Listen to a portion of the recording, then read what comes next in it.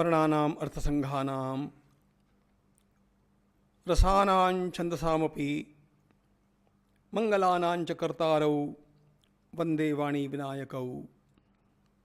नमामि सद्गुरुं शांतं सच्चिदानंद विग्रहं पूर्ण ब्रह्म परानंदम ईशमानंदी वल्लभम। माधुर्य रसकल्लोलां शिवशक्त्यैकरूपिणीं अमृतानुभवार्थाय वंदे ज्ञानेशनंदिनीं। श्रुतिस्मृतिपुराणानाम् आलयं करुणालयं नमामि भगवत्पादं शंकरं लोकशंकरम। केरल प्रदेश के कालड़ी ग्राम में शिवगुरु और आर्यांबा के घर पर साक्षात शिवांश का अवतरण हुआ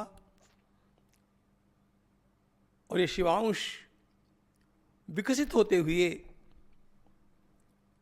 अब उस क्षण की प्रतीक्षा करने लगा कि मैं घर छोड़ करके जाऊं, मैं संन्यास ग्रहण करूं। क्या सोचा होगा भगवान आदिशंकर ने?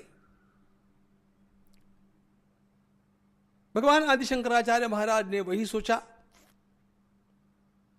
जो उनके पूर्व कुमारिल भट्ट ने सोचा था। मेरे देश की संस्कृति, मेरा वैदिक सनातन धर्म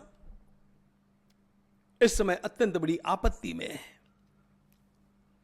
और यदि इस अत्यंत महती आपत्ति से उसे बाहर निकालना होगा तो गृहस्थाश्रम के कर्तव्यों का निर्वाह करते हुए घर में बैठ करके किया हुआ धर्म प्रचार पर्याप्त नहीं होगा, कुछ विशेष करना पड़ेगा। और इसीलिए भगवान बालशंकर के अंतःकरण में सन्यास की अत्यंत तीव्र इच्छा जागृत है। लेकिन माताजी तो सपने देख रही है पुत्रवधू के आने की, पोते को अपनी गोदी में खिलाने की, और मां की अनुमति के बिना सन्यास हो नहीं सकता।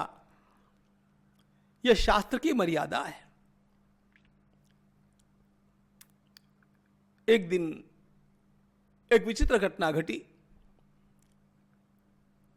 रोज की तरह शंकर माताजी के साथ पूर्णा नदी में स्नान के लिए गए हैं। माताजी का स्नान हो गया और वे तट पर है, शंकर तैर रहे हैं और एकाएक एक घड़ियाल ने, एक मगर ने तैरते हुए शंकर का पग पकड़ लिया। जब कभी कोई मगर किसी भक्ष्य को पकड़ता है तो वेग से अंदर ले जाता है। छोटा बाल शंकर चीख पड़ा, बचाओ बचाओ। अनेक धीवर, अनेक मल्लाह वहां पर थे, वो दौड़े।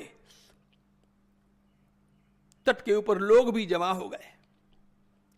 माताजी तो अत्यंत व्याकुल होकर के विलाप कर रही है। कुछ क्षणों की बात है, कुछ ही क्षणों में शंकर का कुछ भी हो सकता है। ऐसी स्थिति में चीख करके शंकर ने कहा, मां,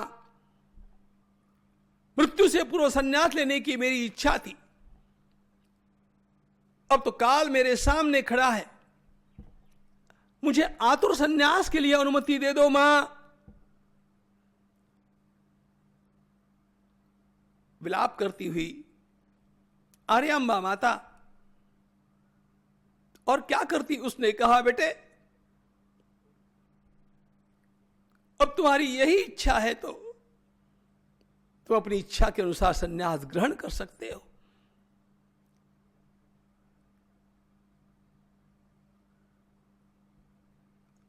आश्चर्य की बात, इधर मां ने यह बात कही और उधर उस मगर ने शंकर के पग को छोड़ दिया। शंकर छूट गया, बाहर निकला।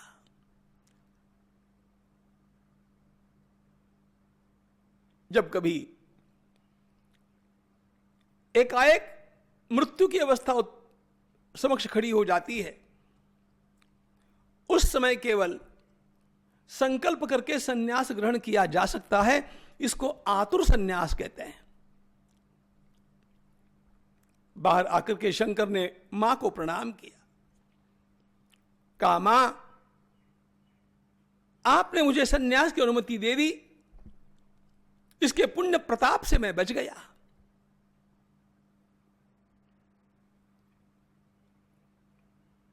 हृदय से चिपका करके मां ने बहुत अश्रुपात किया।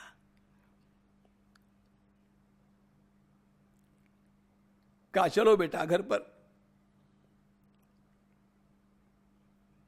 आचार्य बोले, मां, अब मैं सन्यासी हूं, अब मेरा कोई घर नहीं है, चलता हूं भिक्षा के लिए, लेकिन अब मेरा सन्यास हो गया। घर पर आने के पश्चात रोती हुई मां ने कहा, तुम एक ऐसी बात करते हो मेरे साथ सन्यास की, मैं तुम्हें आपत्ति में देख करके बोल गई। भगवान आचार्य बोले, मां, लेकिन आपकी अनुमति पाकर के मैंने संकल्प कर लिया, अब तो सन्यास हो ही गया, बस अब विधि करने के लिए मुझे यहां से कहीं जाना पड़ेगा। अत्यंत अश्रुपात करती हुई मां ने कहा, बेटे, शास्त्र की मर्यादा में बांध करके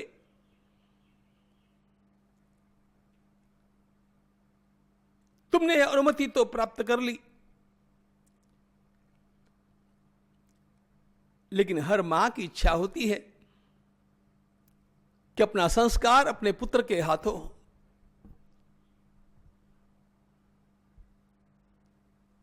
यहां से तुम्हारे जाने के पश्चात जैसे तैसे मैं जीवन काट लूंगी रे, लेकिन मृत्यु मेरा तुम्हारी गोदी में होना चाहिए। मेरा दाह संस्कार तुम्हारे हाथों होना चाहिए, इस मेरी इच्छा का क्या होगा। भगवान आचार्य ने हाथ जोड़ करके कहा, मां, आपके मृत्यु काल में मैं उपस्थित रहूंगा और मैं आपको वचन देता हूं, आपका अंतिम संस्कार मैं करूंगा।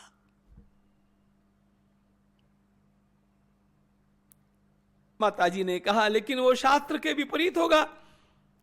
भगवान आचार्य ने कहा, मैं लोगों को समझाऊंगा कि मुझे मां ने अनुमति इस शर्त के ऊपर दी थी।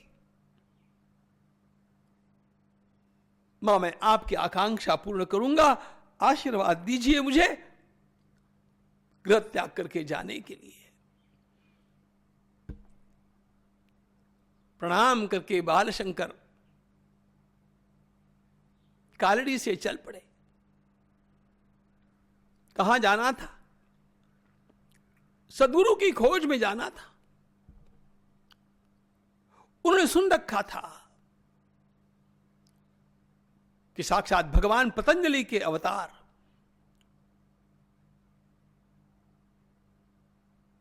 गोविंदयति महाराज ओंकारेश्वर में विराजे हैं। मध्य प्रदेश के नर्मदा के तट पर ओंकारेश्वर की ओर बाल शंकर के चरण चल पड़े। यद अहरेव विरजेत तद अहरेव प्रव्रजेत। श्रुति की आज्ञा है। व्यक्ति के अंतःकरण में जब वैराग्य अत्यंत प्रबल हो जाए, उसको गृह त्याग करके संन्यास ले लेना चाहिए। और विशेष रूप से जब धर्म की सेवा के लिए महान कार्य करने हो तो गृहस्थ आश्रम के कोमल बंधनों को काट करके ही जाना पड़ता है। मित्रों,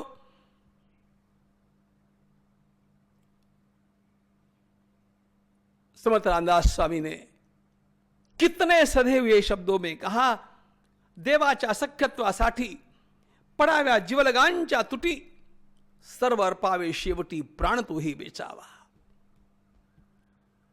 मैं सारा संसार भी कर लूंगा और भगवान को भी प्राप्त कर लूंगा, बहुत कठिन है।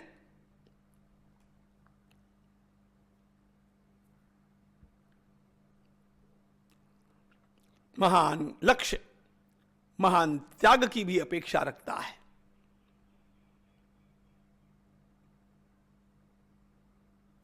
भारत माता के सुदूर दक्षिण से बाल शंकर के चरण चल पड़े उत्तर की ओर। मार्ग में कर्नाटक प्रदेश में एक स्थान पर वे आए और उन्होंने एक विचित्र दृश्य देखा। गर्मी के दिन थे और गर्मी के दिनों में जब छाया की आवश्यकता है, जल की आवश्यकता है, शीतलता की आवश्यकता है, तो एक स्थान पर उन्होंने दृश्य ऐसा देखा कि नागराज बैठे हैं और उनके फन की छाया में मेढक बैठे हैं। वास्तव में मेढक नाग का भक्ष है, लेकिन अपने भक्ष को भी अपने फन की शीतल छाया देने वाला नाग। यह अनोखा दृश्य देख करके भगवान शंकर चकित हो गए।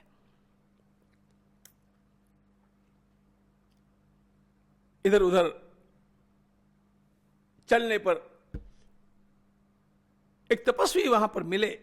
उन्होंने पूछा कि आज मैंने ऐसा दृश्य यहां पर देखा। उस तपस्वी ने कहा, हां, यह श्रृंगी ऋषि का स्थान है, यहां पर श्रृंगी ऋषि का आश्रम था और उनके पुण्य के प्रताप से, उनकी तपस्या के प्रभाव से यहां पर सारे के सारे प्राणी निर्वैर हो जाते हैं। भगवान पतंजलि ने योग सूत्र में कहा है, अहिंसा प्रतिष्ठायाम तत्सन्निधो वैरत्यागः। जिसके भीतर अहिंसा प्रतिष्ठित हो गई, स्थिर हो गई, उसकी सन्निधि में सब लोग अपना वैर भूल जाते हैं। उस व्यक्ति के रहने पर भी और हो सकता है वायुमंडल इतना प्रभावित हो जाए कि उस व्यक्ति के जाने पर भी वैसा वातावरण वहां पर बना रहे। इस अपार सात्विकता को देख करके शंकर ने अपने मन में संकल्प कर लिया, यह स्थान इतना पवित्र है तो मुझे यहां पर एक मठ बनाना चाहिए। इस बात को मन में रख करके वे चले, पवित्र नर्मदा के तट पर आकर के पहुंचे और जब वहां पर भगवान गोविंद पाद के बारे में उन्होंने लोगों से पूछना आरंभ किया तो कुछ गोविंद पाद जी के ही शिष्यों ने, जो वहां पर निवास करते थे, कहा कि गुरुदेव इस समय समाधि में गुफा में विराजमान है और कब उनकी समाधि खुलेगी पता नहीं। बहुत समय हो गया, हम भी प्रतीक्षा कर रहे हैं।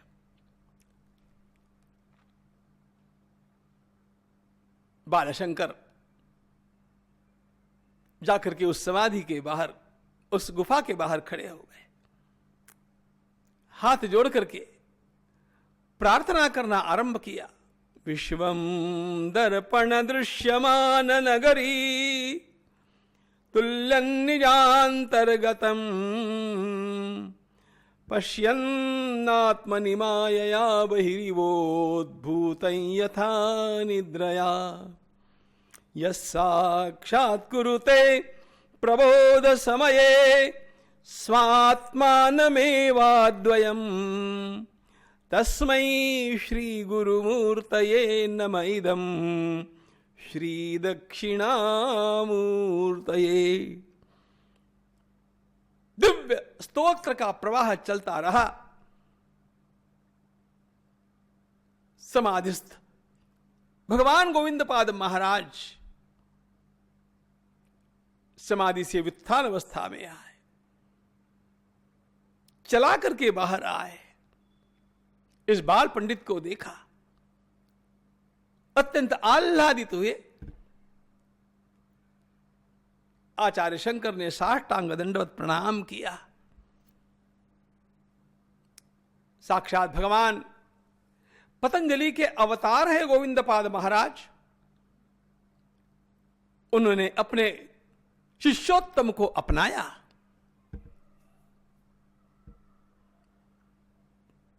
विधिवत संन्यास पूर्ण हुआ।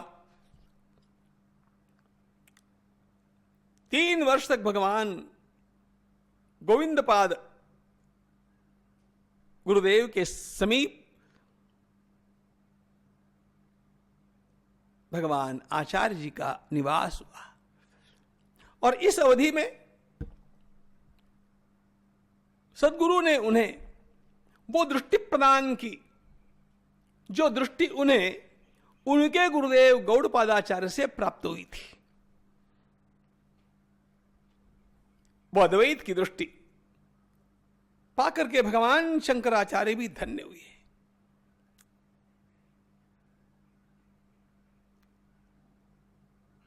ये वर्ष उनके साधना के वर्ष है।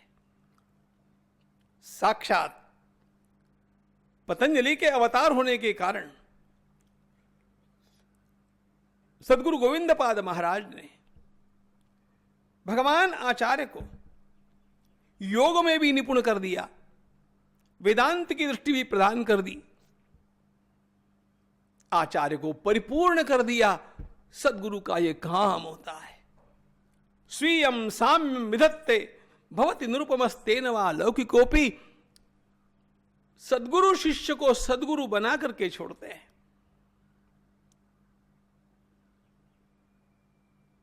प्रसन्न होकर के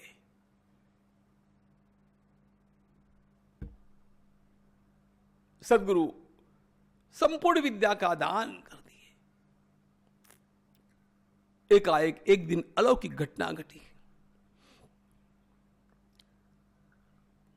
गोविंदपाद महाराज गुफा में समाधि में, सारे शिष्य बाहर हैं, और एकाएक नर्मदा जी में भीषण बाढ़ आना आरंभ हुआ। उत्ताल लहरें उठने लगी।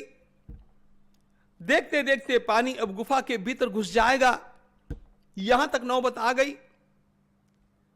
और ऐसी स्थिति में यदि गुफा का द्वार भी डूब गया तो भीतर गुरुदेव का क्या होगा? इस भावना से सभी के सभी लोग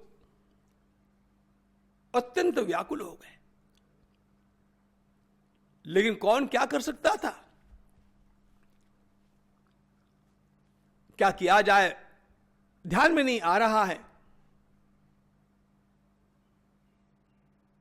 सारे देवी देवताओं का अनुग्रह जिनको प्राप्त है, ऐसे भगवान आचार्य नर्मदा मैया के सामने खड़े हो गए, हाथ जोड़ लिए और उन्होंने प्रार्थना करना आरंभ किया। मां मेरे ऊपर कृपा करो। सबिंदु सिंधु सुस्खल तरंग भंग रंजितम द्विषत्सु पाप जात जात कादिवारि संयुतम कृतांत दूत काल भूत भीति हारि वर्मदे त्वदीय पाद पंकजन्नमामि देवी नर्मदे। सनत कुमार नाचिकेत कश्यपात्रि षट्पदैर् धृतं स्वकीय मानसेषु नारदादि षट्पदैः रवीन्दुरन्ति देव देव राज कर्म शर्म दे त्वदीय पाद पंकजन्न मामि देवी नर्मदे। इस दिव्य स्तोत्र का पाठ करने से पूर्व भगवान शंकर ने क्या किया था? एक घड़ा लाकर के सामने रख दिया, गुफा के सामने एक घड़ा रख दिया है और हाथ जोड़ करके नर्मदा जी की प्रार्थना कर रहे हैं। आश्चर्य की बात यह थी कि उफनता हुआ नर्मदा जी का जल उफन करके घड़े तक आता और घड़े में समाविष्ट हो जाता, उफन करके घड़े तक आता, घड़े में समाविष्ट, पूरे नर्मदा का उफनने वाला सारा का सारा जल वे लहरें उस घड़े में आकर के समाविष्ट होकर के अंतर्धान होने लग गई।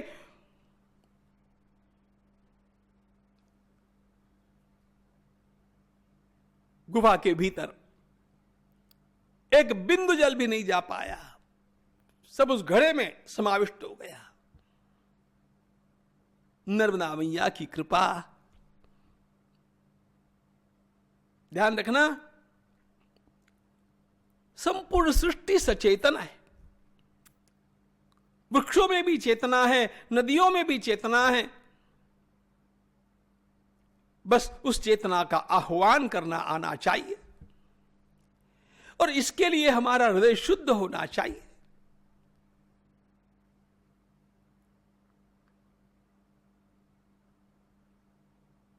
इस पूरी घटना का वर्णन जब समाधि से उठने के पश्चात सदगुरु गोविंद पाद जी ने सुना, प्रसन्न हो गए, कहा बेटे अब तुम पूर्ण हो गए हो, अब तुम्हें यहां से जाकर के भगवान काशी विश्वनाथ के दर्शन करने चाहिए। भगवान आचार्य सदगुरु की आज्ञा और आशीर्वाद लेकर के चल पड़े।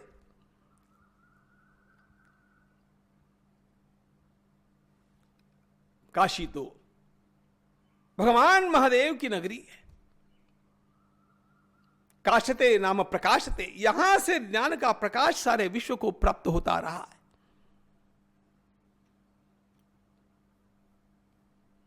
स्वयं भगवान आचार्य काशी के मणिकर्णिका घाट पर निवास करते हैं।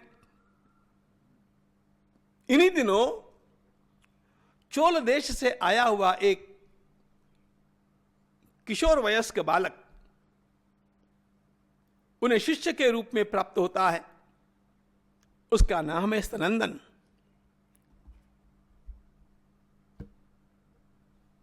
स्तनंदन को और अन्य जो भी वहां पर आकर के बैठ जाए उन सबको भगवान आचार्य पाठ पढ़ाते हैं।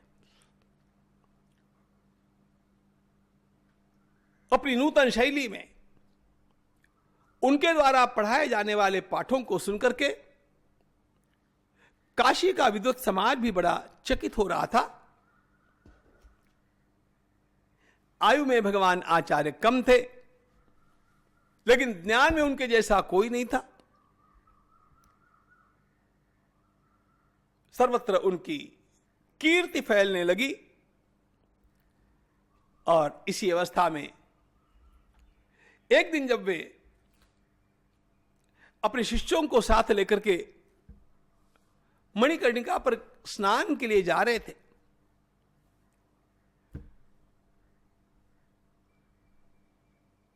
एक आयक उन्होंने देखा सामने 4 श्वान भयंकर और एक चांडाल खड़ा है। 4 भयंकर कुत्तों को और उस चांडाल को देख करके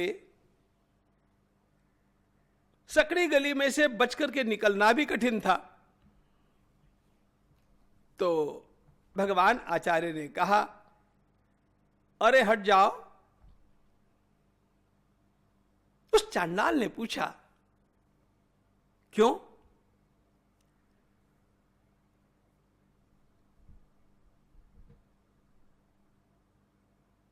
भगवान आचार्य ने कहा, बिना स्पर्श किए हमें आगे जाना है। उस चांडाल ने पूछा, क्यों? गंगा जी के तट पर बैठ करके आप सभी में वही एक आत्म तत्व विराजमान है, इस बात का उपदेश करते हैं। ये बताइए, स्पर्श करने से आत्मा में अशुद्धि आती है कि देह में अशुद्धि आती है? देह तो वैसे भी अशुद्ध ही है और आत्मा कभी अशुद्ध होती नहीं है। तुम किसे हटाना चाहते हो? किसके स्पर्श से बचना चाहते हो? आगे भी वो बोलता रहा। उसकी उस वाणी को सुनकर के भगवान आचार्य के मन में विचार आया कि विशुद्ध ज्ञान की इस प्रकार की वाणी कोई अत्यंत श्रेष्ठ परमहंस महात्मा ही बोल सकता है, अथवा साक्षात भगवान शिव ही बोल सकते हैं। और एकाएक उस चांडाल की ओर देख करके भगवान आचार्य के हाथ जुड़ गए और एक सुंदर स्तोत्र उनके श्रीमुख से निकला। ब्रह्मैवाहमिदं जगच्च सकलम चिन्मात्र विस्तारितम सर्वं चैतदविद्यया त्रिगुणया शेषं मया कल्पितम् इत्थं यस्य दृढमतिः सुखतरे नित्ये परे निर्मले चांडालोस्तु सतु द्विजोस्तु गुरुरित्येषा मनीषा मम।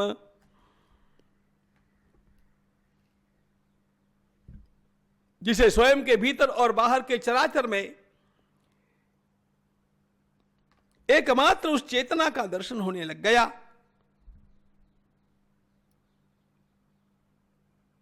और उस चैतन्य में जो स्थिर हो गया, वो चाहे विप्र हो चाहे चांडाल हो, वह मेरे लिए गुरुतुल्य है। मेरी ये दृढ़ धारणा है, चांडालोस्तु सवा द्विजोस्तु गुरुरित्येषा मनीषा मम। हाथ जोड़ करके जैसे उनके मुख से यह स्तोत्र निकलने लगा, चांडाल का रूप भी बदलना आरंभ हो गया और देखते देखते वहां पर जटाजूटधारी साक्षात चंद्रमौलीश्वर भगवान शिव खड़े हो गए।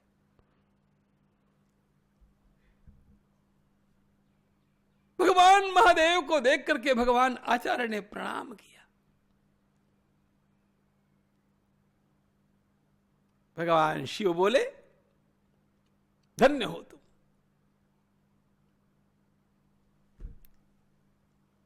अब इस मत को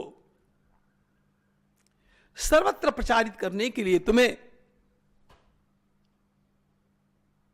वास्तव में प्रस्थानत्रयी के ऊपर उत्तम भाष्य लिखना चाहिए।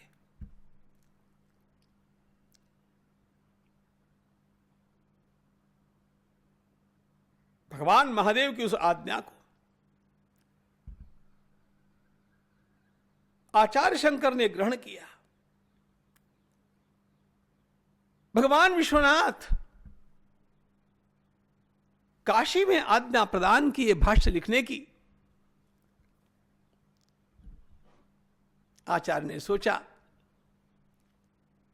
मुझे भाष्य लिखने के लिए जो प्रशांत स्थान चाहिए वह हिमालय में ही प्राप्त हो सकता है। अब प्रस्थान हुआ हिमालय के लिए। हिमालय जाने से पूर्व जब वे हरिद्वार में आए, वहां पर देखा उन्होंने, मंदिर तो है लेकिन मंदिर में मूर्ति नहीं है। लोगों से पूछा तो लोगों ने कहा, यज्ञेश्वर विष्णु की प्रतिमा यहां पर रहा करती थी,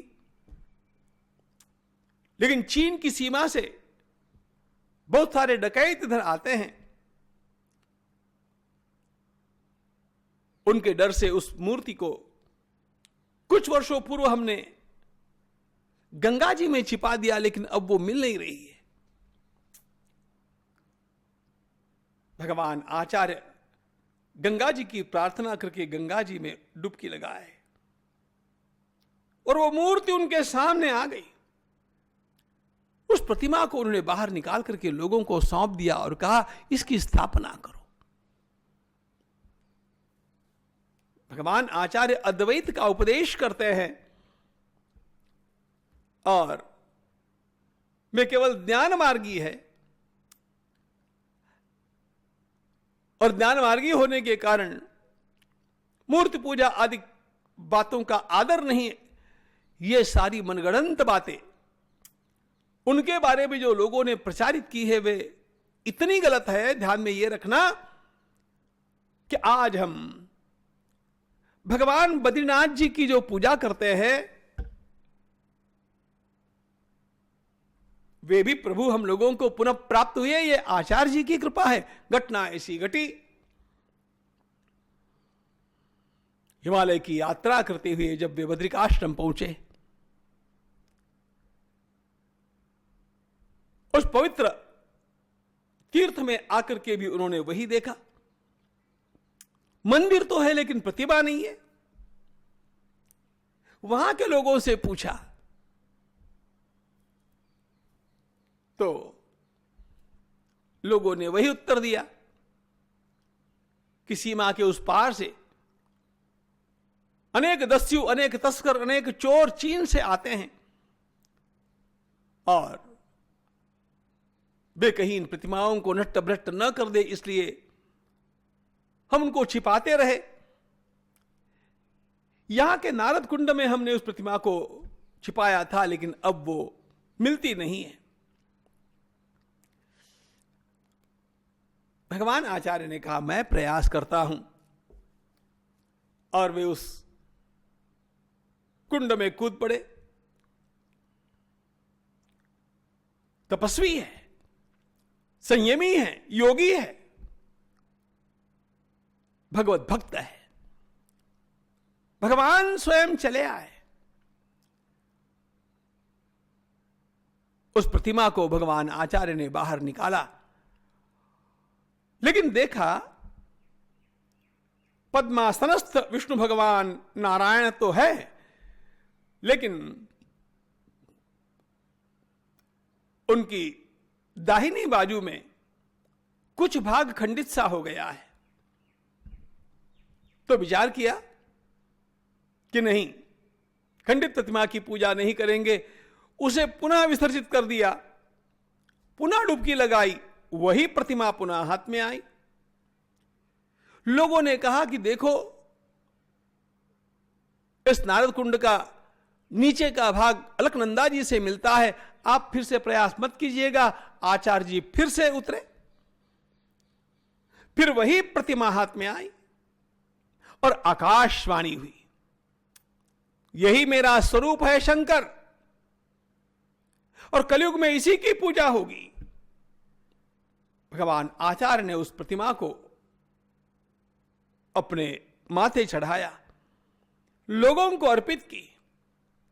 और मित्रों, आज हम बद्रिकाश्रम जाते हैं और भगवान बद्रीनाथ जी का जो सुंदर विग्रह हम देखते हैं, पद्मासनस्थ भगवान नारायण, वह विग्रह हम लोगों को प्राप्त हुआ। यह भगवान आदि शंकराचार्य महाराज की कृपा। उन्होंने केवल विग्रह को स्थापित नहीं किया, वहां पर उसकी पूजा पद्धति भी लिख करके दी, और उस पूजा पद्धति के जानकार केरल के नंबूदरी ब्राह्मण हैं। इसलिए तब से लेकर के आज तक भगवान बद्रीनाथ जी में जो पूजा होती है वह हमारे केरल के नंबूदरी विप्रों के द्वारा होती है। उनके भी बड़े कड़े नियम हैं। भगवान आचार्य उसकी पद्धति बना देते हैं, और इस स्थापना के पश्चात वे एकांत प्राप्ति के लिए वहां से चल देते हैं। व्यासाश्रम की ओर, जिसको हम लोग आज व्यास गुफा के रूप में जानते हैं। आपने कभी दर्शन किए होंगे।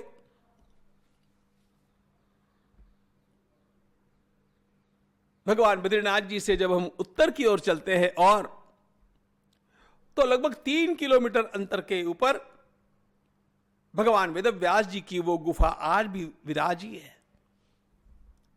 जहां बैठ करके भगवान वेदव्यास जी महाराज ने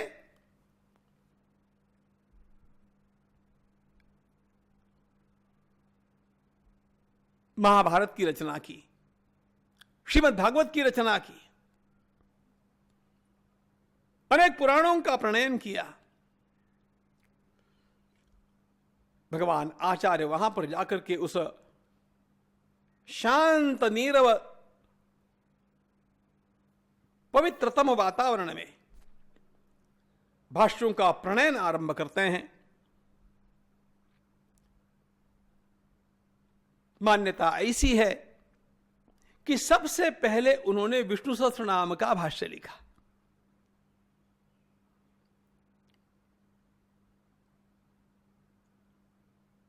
एक एक नाम का सुंदर अर्थ हम लोगों को खोल करके दे दिया। और उसके पश्चात प्रस्थान त्रयी का भाष्य उनसे प्रस्तुत हुआ। हिमालय की उस अत्यंत पवित्र तपस्थली में लिखे गए ये अमर ग्रंथ 2500 वर्षों से भी अधिक काल हो गया मित्रों, लेकिन आज भी अतुलनीय है। ब्रह्मसूत्र पर कोई चाहे जितना लिखे, लेकिन जो भगवान आचार्य ने लिख दिया वो लिख दिया। न ऐसा तर्क कहीं मिलेगा, न ऐसा संस्कृत गद्य का लालित्य कहीं मिलेगा।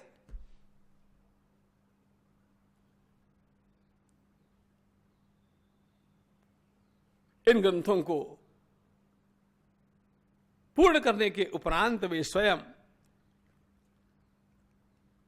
अब हिमालय के अन्य तीर्थों का दर्शन करने के लिए चलते हैं। केदारनाथ जी पहुंच जाते हैं। केदारनाथ का वह दिव्य दर्शन पाकर के वे धन्यता का अनुभव करते हैं।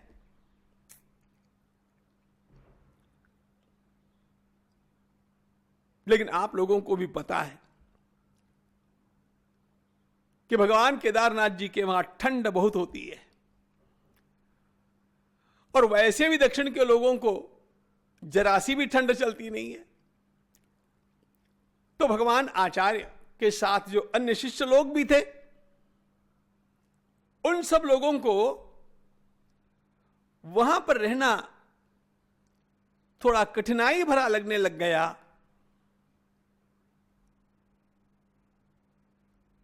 भगवान आचार्य ध्यान के लिए बैठ जाते हैं। भगवान शिव का ध्यान करते हुए उन्हें पता चल गया और उन्होंने कहा, चिंता मत करो, यहां पर एक तप्त धारा का स्थान भी है। तप्त धारा के स्थान को पाकर के सभी लोग प्रसन्न हो गए। ये सब आचार्य जी ने खोजा हुआ है। इतने भयंकर शीत में वहां पर कहां से तप्त धारा आ गई, सोचो। लेकिन है जो आज भी सबके लिए अत्यंत आश्रयभूत लगती है, उपयोगी लगती है। भगवान केदारनाथ जी की सेवा करने के उपरांत, वहां पर तपस्या करने के उपरांत भगवान आचार्य चल पड़े। वे थोड़े विमनस्क हो गए थे।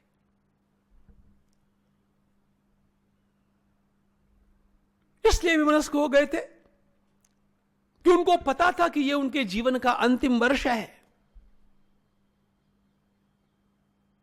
उनको 16 वर्ष की ही आयु मिली हुई थी।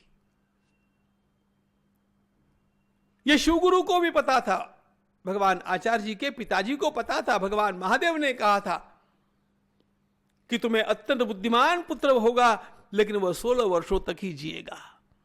इसलिए भगवान आचार्य को यह लगने लग गया कि यह अंतिम वर्ष है अपना। मन में केवल एक बात थी, भगवान महादेव जी की, विश्वनाथ बाबा की आज्ञा से भाष्य तो लिखे गए, लेकिन ये भाष्य लोगों तक पहुंचने चाहिए। ये लोगों तक कैसे पहुंचेंगे? 16वां वर्ष चल रहा है। षोडशे कृतवान भाष्यम, अष्टमे चतुरो वेदा, द्वादशे सर्वशास्त्रविद, षोडशे कृतवान भाष्यम। ये एक श्लोक में आचार्य जी का पूरा जीवन है। 8वें वर्ष तक चारों वेद कंठस्थ हो गए, 12वें वर्ष तक सारे शास्त्र अवगत हो गए, 16वें वर्ष से पहले उन्होंने सारे भाष्य लिख दिए, और ये 16वां वर्ष है उनके जीवन का। केदारनाथ जी से चलकर के वे उत्तर काशी आते हैं। स्वाध्यायान मां प्रमदः, स्वाध्याय करना चाहिए, इसलिए रोज ही शिष्यों को लेकर के बैठते हैं। एक दिन भाष्य का पाठ चल रहा है। शिष्यों को जब वे भाष्य पढ़ा रहे हैं तो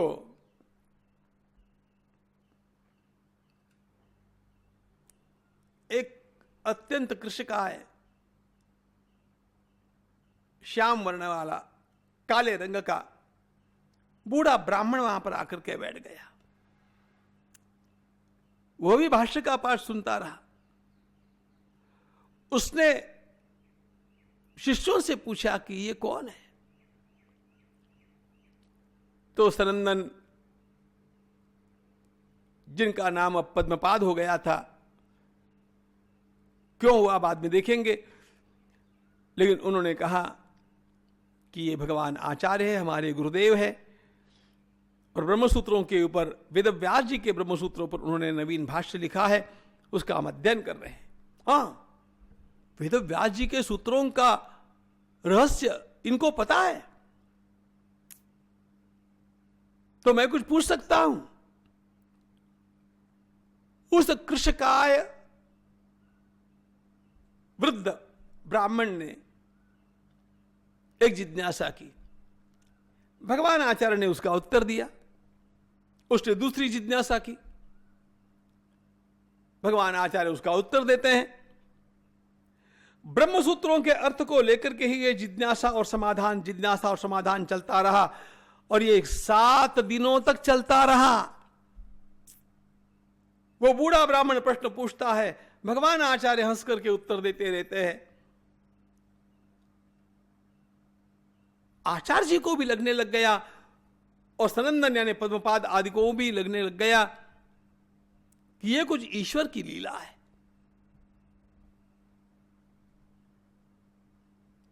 भगवान आचार्य अत्यंत श्रद्धा के साथ उस ब्राह्मण की ओर देखने लगे, और देखते देखते उसका रूप ही परिवर्तित हो गया। साक्षात वेदव्यास भगवान की, साक्षात भगवान वेदव्यास जी महाराज सामने विराजे। 7 दिनों तक भगवान वेदव्यास जी ने भाष्य सुना, प्रश्न पूछे, प्रसन्न हो गए, और भगवान आचार्य से कहा, ब्रह्मसूत्रों का मर्म तुमने इतना बढ़िया खोल करके लोगों के लिए उपलब्ध करा दिया, तुम्हारा यह भाष्य अमर होगा।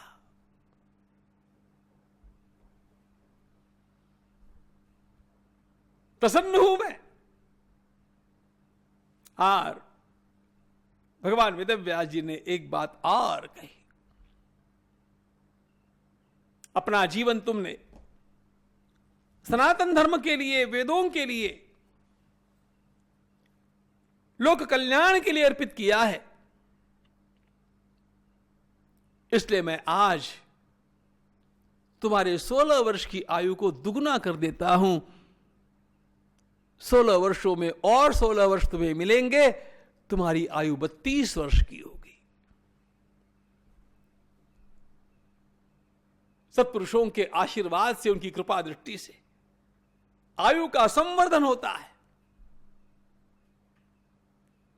भगवान वेदव्यास जी का प्रसाद पाकर के भगवान आचार्य अब चल पड़े प्रयाग की ओर कुमारिल भट्टपाद का दर्शन करने के लिए।